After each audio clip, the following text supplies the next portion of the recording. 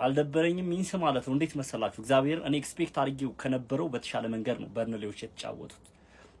እድሎችን መጠቀም አልቻሉም። ኦፍ ኮርስ እኔ ሲጀመር እንደዚህ አይደለም ኤክስፔክት አድርጌ ነበረው። ሲቲ በሰፊ የጎል ልዩነት ያሸንፋል ብዬ ነበር። ብዙ ጎል እንዳያስቆጥር ነበር ስቋጥር የነበረው። ዳት ሴት በቃ ተሳክቶልኛል።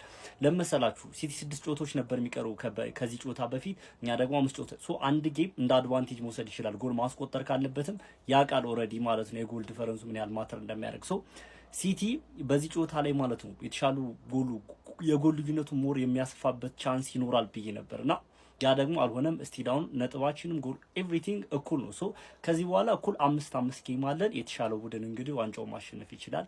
ሁሉንም አሸንፎ የተሻለ ጎል ያስቆጠረ ቡድን ዋንጫውን ማሸነፍ ይችላል ማለት ነው። ሶ እቺን ቀሪ አንድ ጌም እንደ አድቫንቴጅ እንዳይጠቀም በጣም ደስ ብሎኛል። ከዛ ውጭ በርንሌዎች አሪፍ ነው። የበርንሌውን በረኛ ባይዘወይ አለማድነቅ አልችልም። ኤቭሪቲንግ ኮንፊደንሱ በቃ ኤቭሪ ሞመንት ላይ በጣም ፐርፌክት ነበረ። ከዚህ በላይ ጎሎች ስላልተቆጠሩበት ራሱ እንዳልኳችሁ ደስ ብሎኛል። ከዛ ባለፈ ደግሞ ሌላ ማንሳት እንፈልገው ፔፕና አርቴታ አርሰናልና ሲቲ ብዬ መለየት አልፈልግም፣ ግን ፔፕና አርቴታ ልዩነታቸው እዚህ ጋር ምንድነው? አርቴታ ቢሆን 1-0 እየመራ ልክ ከ70 እና ከ80 በኋላ እቺን ጎል ተከላክዬ አስጠብቂ ልውጣ ምናምን አይነት ነበር ሜንታሊቲ እንትን የሚለው ማለት ነው። ፔፕ ግን ኦፍ ኮርስ ጎል ይፈልጋል በዚህ ጨዋታ ላይ ሜቢ አርቴታም ሊያደርገው ይችላል። ጎሉ ማተር ስለሚያደርግ ሞር ጎል አስቆጥሬ ልውጣ ምናምን ሊል ይችላል፣ አላውቅም። ብቻ ግን አርቴታን ተከላካይ ነጥቡን ይዤ ልውጣ ብሎ ሌሎች ጎሎች ሊያስተናግድ ይችል ነበር፣ አላውቅም። ፔፕ ግን እርግጠኛ ነኝ ተጫዋቾቹን አያስቀምጣችሁ በጣም ነቅሩ ነበርና ለምን ሌሎች ተጨማሪ ጎሎችን አላስቆጠራችሁም ብሎ የሚያስቀምጣችሁ አይመስለኝም። ኤኒዌይስ ማለት ነው ያው ነጥብ ያስጥላል ብዬ ከበፊትም ኤክስፔክት አላደረኩም። ጨዋታውን ሳይው ምናምን የሆነ ነገር ነበረ። ግን ያው በርንሌ 18ኛ ነው 19ኛ ደረጃ ያለ ቲም ሶ ከዚህ ቲም የሆነ ነገር ያስጥላል ብላችሁ ኤክስፔክት ማድረጉ ተገቢ ነገር አይደለም። ሲቲዎች ያው ይገባቸዋል፣ ኦብቪየስሊ አሸንፏል። ሶ ውጤቱን ይዞ መውጣትም ትልቅ ነገር ነው። እንዳልኳችሁ ነው 5 ጌሞች አሉ እጃችን ላይ፣ እነሱ እጅ ላይም እኛ እጅ ላይም 5 ጌሞች አሉ። እንግዲህ በዚህ ሁሉንም አሸንፎ የተሻለ ጎል ያስቆጠረ ቡድን ዋንጫውን ማሸነፍ ይችላል።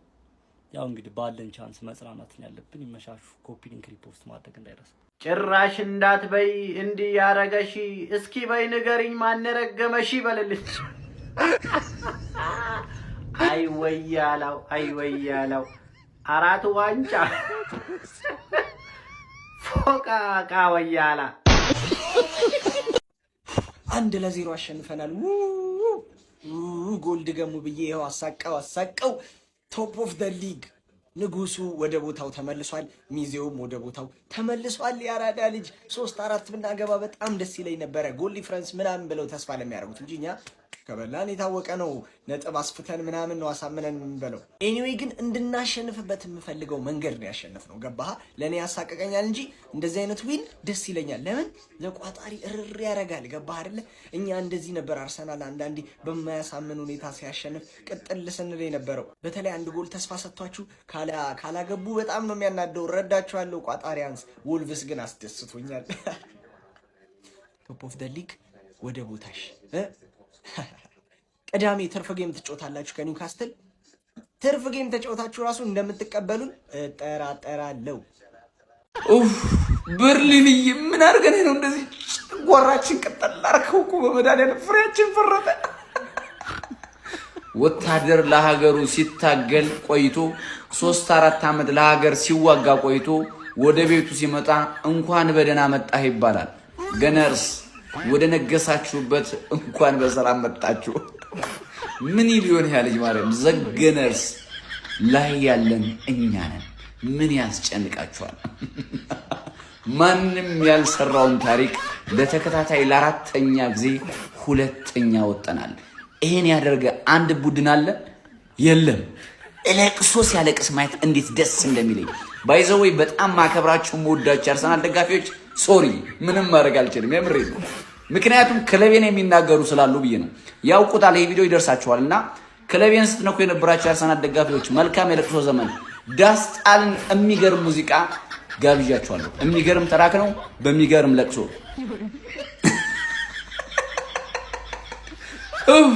ኧረ በስመ አብ 90 ደቂቃ 299 ደቂቃ ነው የሆነብኝ ጋይስ።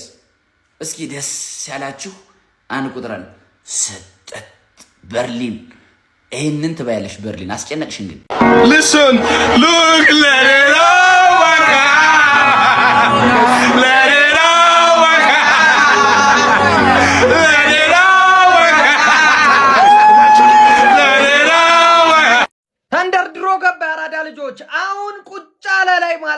ችግር ሊፈጠር ነው በቃ ይሄን ቦታ ጋርዲዮላና ሰራዊቱ ሲወዱት ነው መላችሁ አራዳ ልጆች በርን ላይ ወረደ አረ እንደውም ከኩርኩም ጋር ምናምን አብረው ቢሸኙት በጣም ይሄ ድሮ መውረድ የነበረበት ክለብ ነው አራዳ ልጆች ማለት ነው ምንም ለመጫወትም የማይመቹ ናቸው እነዚህ ሲቲም ይሄዳል ይስታል የነዚህ ቶ የሲቲ ይሄዳሉ ጋርዲዮላ አበደ ቸርኪ ላይ አራት ተጫዋች ብቻህን ምን ታረጋለህ ኳሱን አጫውታቸው አይሰማም ይሄ ሰፈር ጨዋታ አስመሰሉት ሲቲዎች ያራዳ ልጆች ይዛሉ እንደ ቀልድ ነው የሚታለፉት በርንሌዎች ችግር የለባቸው በረኛው መከሮን አስበሉት ያራዳ ልጆች ምን ሃላንድ ይስቷል ማን አይስትም ራሱ ጋርዲዮላ ገብቶ ሁሉ ሊሞክር ነበር ያራዳ ልጆች ምን አለፋችሁ በቦሌም ግን 3 ነጥቧን ይዟት ወጥቷል አብሶ 4 ደቂቃ ተጨምሮ 94ኛው ላይ በርንሌዎች ኮርና ሲያገኙ የጋርዲዮላ ፊት ያራዳ ልጅ ያን ፊት እኔ ሲርበኝ ብቻ ነው ማቀው ከዛ ውጪ ቶ አራዳ ልጆች ምን አለፋችሁ በዚህ መዛውን ሲቲ ቦታው ላይ ቁጭ አለ መጣ በቃ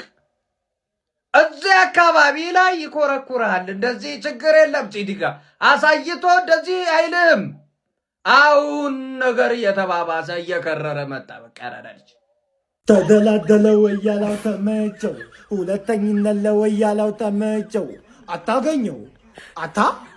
አታገኘው በስንት ጊዜ እንኳን ለቤታ በቃ ወያልዬ እንኳን ለቦታ ለዙፋን ለተከበረው ለተቀደሰው ለሁለተኝነት እንኳን አበቃ ደስታችን ነው አንተም ደስ ብሎሃል እኔም ደስ ብሎኛል ዓለም ሁሉ ደስ ብሎታል እንኳን ደስ አለን ብያለሁ በቃ ሲጀመር እኔ ያላስጣልኩትን ማን ሲቲ በርንሌ እንዲያስጥልልኝ መጠበቄ ነው ጥፋቴ ገባ አይደል ግን ተስፋ ሰጥተውኛል ኮማን ተስፋ ሰጥተውኛል ሲቲ አንድ ጎል ካገባ በኋላ ማን ነው ለመድገም ያደረገው ጥረት በሙሉ ነው የከሸፈበት በተለይ ሰከንድ ሃፍ እኮ በርንሌዎች ምንም አልፈጠሩም ነው ፈርስት ሃፍ ያላቸው ንድ 2-1 ማድረግ ይችላል ነበር ቀሽሞች ካይል ዋከር ትችላለህ አንተ 10 ቁጥራቸው ነህ ለካስ ላለመውረድ ዛሬ እኮ መውረድሽን አረጋግጥሽ ለምን በአንድ ለባዶ ምናምን ነገር አባቴ እሱም ለነገሩ አሪፍ ነው ጎል ዲፈረንስ እኩል ሆነን አሁን ከ7ኛ ሳምንት ጀምሮ ፕሪሚየር ሊጉን እየመራን የነበርነው አሁን በጎል ዲፈረንስ እኩል ብንሆንም እነሱ የበለጠ ጎል አግብተዋል ከኛ የበለጠ ጎል አግብተዋል እኛ ደግሞ ጎል አልገባብንም ክሬዲት የሚሰጠው ደግሞ ጎል ያገባ ስለሆነ እኩል ጎል ዲፈረንስ 37 ሆነን አንደኛ ላይ ሲቲዎች ዱቅ ብለዋል ማለት ነው ሰከንድ ሃፍ ግን በተለይ 60 ደቂቃ ፔፕ ጎል ለማግኘት ያደረገው ጥረት አልተሳካም ቸርኪ ነው የሚያስበላችሁ ትላልቅ ጨዋታዎችን ቸርኪ እንዳሸነፈላችሁ እንደዚህ አይነት ጨዋታውን ጆርጅ ደግሞ ቸርኪ ነው የሚያስበላችሁ ምክንያቱም ሌዚ ነው ስንት ካውንተር አታክ ማንዬ ወይኔ ግን ተስፋ ሰጥቶኛል ስልህ ሊጥል ይችላል ፍጹም አይደለም እኔ 4-0 ምናምን ብዬ ጠብቄ ነበር በተለይ 10 ደቂቃ ሳይሞላ የመጀመሪያቸውን ጎል ካገኙ በኋላ ፈርቼ ነበር ግን አልቻሉም ማግባት አልቻሉም በርንሌዎች አትችሉም ባር ለአንድ ለባዶ ቢሆን ማመሰግናለሁ ግን አትችሉም አንድ አግብታችሁ እኮ ልታስጨፍሩኝ ልታስረጩኝ ይችሉ ነበር መርዝ የበላችሁ ውረዱ ንገውና ሁሉም ቦታውን ይዞታል ያው እኛንም ጨምሮ በርንማውዝ ወደ 8 ምናምን ልኮናል ተመስገን ነው ኮንፈረንስ ሊግ ላይ አለመጣሉ ተመስገን ነው ያው ቀጣይ ሊግስን ነው የምንገጥመው እዛ ኤፍኤ ካፕ ዌምብሌ ላይ ምን እንደሚያደርገን ያው እሱ ነው የሚያውቀው እናንተ ግን ይሄ ሁለተኛ ቦታ ስክክ ነው የሚለው እኔ ደረጃ ሰው ላይ እንደዚህ ስክክ ሲል አይቻለቅ አቤት 9 እንደው ቀይሩ ዘንድሮ እንደምንም ብላችሁ ወደ 3 አድርጉት እንጂ ሁለተኛ ከሆነ ለአራተኛ ጊዜ ሼም ነው እንዳልኩት ሁሉም ቦታውን ይዟል እኛንም ጨምሮ አይ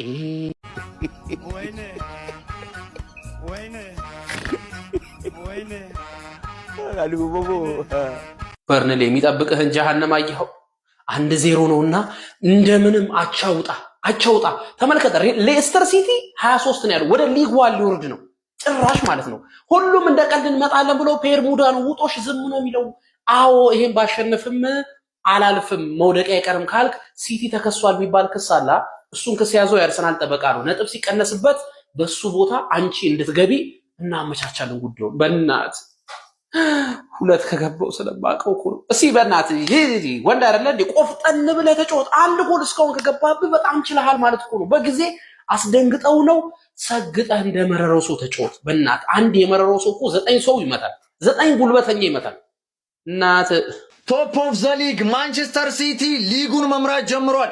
ማንቸስተር ሲቲ በፈርስት ሃፍ ማለት ነው በርንሌን 1-0 እየመራ ይገኛል። በኤርሊንግ ብሮት ሃላንድ ጎል ማለት ነው። ሲቲዎች ባይዞ በጣም እያጠቁ ነው፣ ግን በርንሌ እጅግ በጣም ዘግተው ነው የሚከላከሉ። ከዛ በተጨማሪ ሲቲ ማለት ነው ብዙ እድሎችን እያባከኑ ነው የሚገኙት። በርንሌ በካውንተር ሲቲ ለማስጨነቅ እየሞከሩ ነው እንግዲህ ዘግተው እየተከላከሉ። እናም እንግዲህ 1-0 እየመራ ነው እንግዲህ ማንቸስተር ሲቲ። ቀጣዩን የምናየው ይሆናል።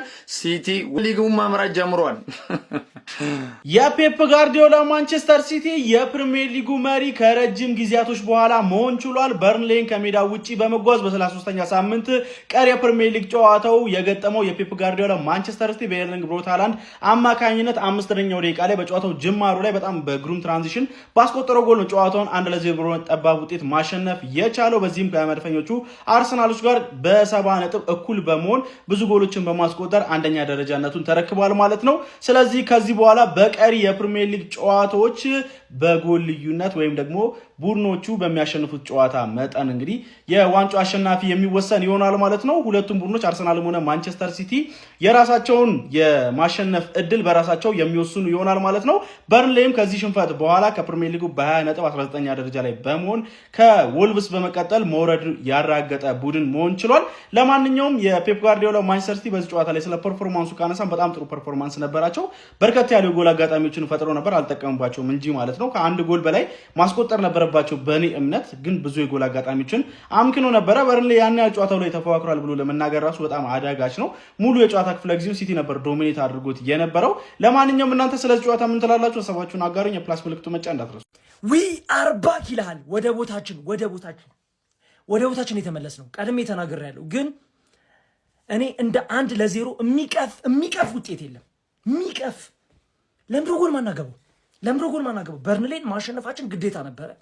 ለምድሮ ጎል ማናገበው አይኖ በጣም የሚያረካ እኔ 90ኛው ደቂቃ ላይ እንደዚህ ኮርና ሲያገኙ መሬት ለመሬት መንበርከክ አለብኝ ግዴ ተሳቀኩ እኮ አንተ ስንት ኳስ እኮ ሚስ እንደሚያደርጉ 10 ኳስ ስታለ እኔ ሳቪኒዮ አትግባ በቃ አንተ የሚሰጥ ኳስ አያውቅም፣ የሚመታ ኳስ አያውቅም። እኔ እሱ ሰውዬ ክፉ አታናገረኝ ባክባክ። እኔ አሁን ሰላሜ ነው የምፈልገው። ወደ ቦታዬ አንደኛ እንዴት ነው ደስ የሚለው! በጣም ነው የምትችሉት እግዚአብሔር።